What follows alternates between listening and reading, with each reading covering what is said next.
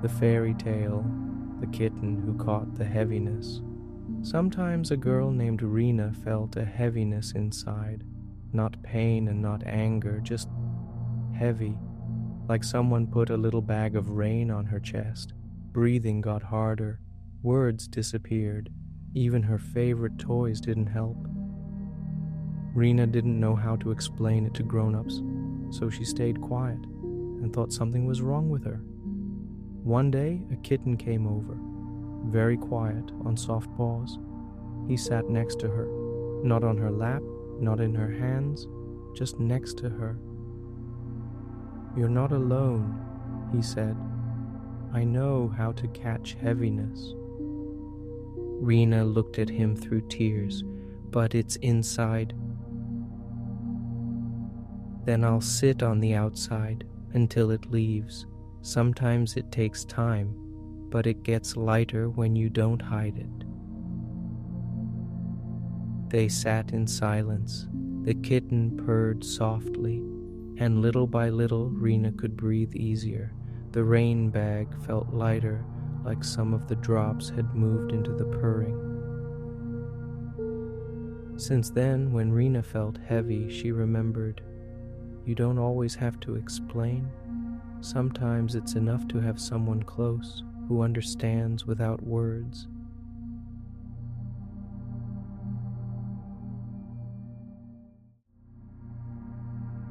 The fairy tale, The Pebble Who Listened. By the lake there was a round little stone, not shiny, not bright, just smooth, warm, and very, very quiet. Almost no one noticed it until one day a sad little fox came to the lake. He sat down on the grass and whispered, "No one hears me. I say things, and everyone just walks past." He wasn't expecting an answer. He just sat there, staring at the water.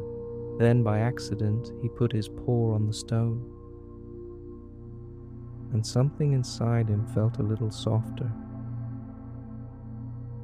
"You won't interrupt me, right?" the fox asked. The stone said nothing, but it felt like it was listening with its whole self. The fox told everything about his day, his fear, his hurt, his lonely heart, and the stone just stayed there, taking in every word like a whisper into the water. When the fox was done, he felt lighter. No one gave advice, but he felt something true, a period. His story mattered just because someone listened.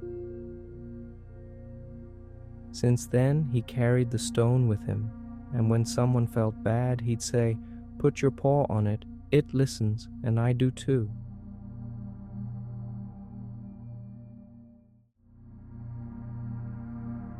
The fairy tale, The Rug Who Listened. In one room, right next to the bed, there was a rug. It was small, round, with short fuzz and soft edges. No one really knew where it came from. One morning, it was just there, warm, cozy, and kind of understanding. But the most special thing, it could listen. Every morning, when the child got out of bed, the rug was the first to touch their feet. If the day started well, it tickled their toes a bit and said with its fluff, "Hey, little one, we've got this." And if the day was hard and the child came back with sad eyes, the rug just waited. It knew, no words needed. Just stay, be warm, be soft under small feet.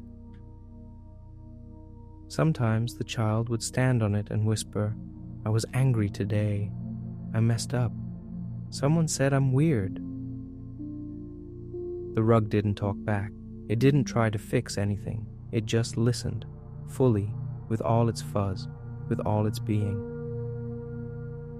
And somehow, it helped. Because someone knew what was going on inside, and didn't run away. Just stayed, quietly, truly.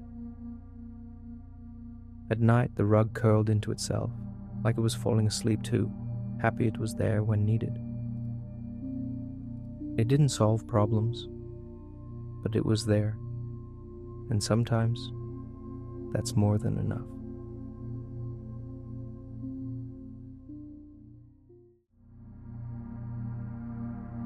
The fairy tale around and nearby.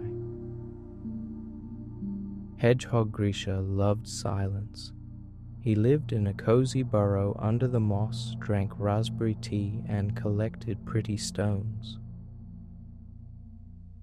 Sometimes he watched from his window as the animals played tag, laughed loudly, and called out to each other, but he never dared to join. What if I ruin everything, Grisha thought, or they think I'm boring?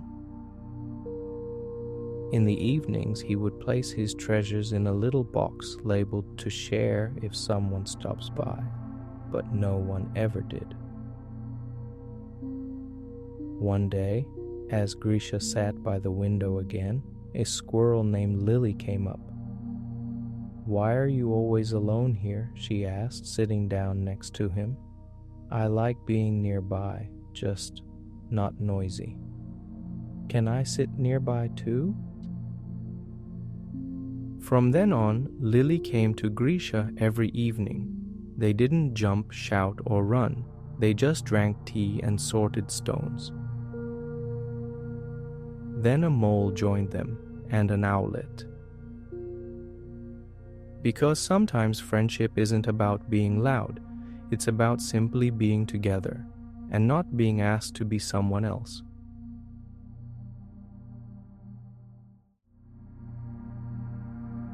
The fairy tale, The Cake Made of Quiet. In Tim the little bear's class, it was his birthday. He didn't like noise, flags, or loud songs, but he really wanted to invite his friends. Tim was afraid the party would be boring, and no one would come. Who would want to sit quietly and drink tea with jam, he thought. Still, he wrote the invitations. He drew soft little clouds on them and added, "The party won't be loud, but it will be warm. Come if you like cozy things." On his birthday, Tim set the table. He put out the cups, baked a blueberry cake, and prepared a blanket for each guest. At first, no one came. Tim already thought he'd be alone. But then a fox named Nori peeked in. "Today I actually feel like being quiet. Can I join you?" Behind her came an owlet who hadn't slept well, then a rabbit who was tired of all the fuss, and even the noisiest wolf pup sat down and whispered, "Hey, this is actually nice." They ate cake, told stories, and listened to the sound of raindrops falling. It was the warmest birthday in the world.